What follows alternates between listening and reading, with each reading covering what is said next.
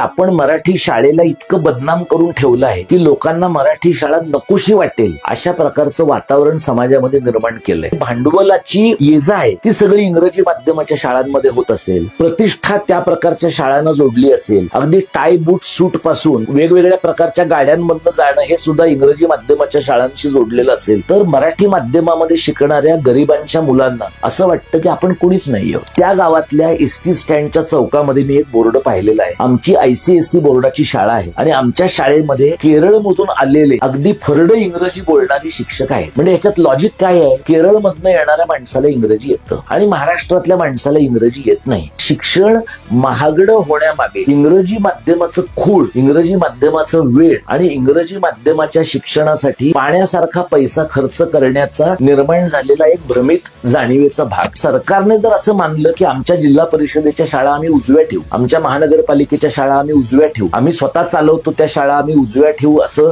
चांगल्या दर्जाच्या ठेवू असं राजकीय प्रतिनिधींनी ठरवलं तर भाषेमध्ये ताकद वाढण्याची शक्यता राहते. जो समाज तगून राहायचा असेल भाषिक समाज म्हणून त्याने आपल्या शाळा जपल्या पाहिजे. शाळा जपल्या नाहीत तर भाषा जपली जात नाही, भाषा जपली नाही तर तो समाज भाषिक समाज जपला जात नाही आणि जर भाषिक समाज जपला नाही, मराठी भाषिक समाज म्हणून, तर महाराष्ट्र जपला जाण्याची काही शक्यता नाही. इतकी स्पष्टता आम्हाला आहे.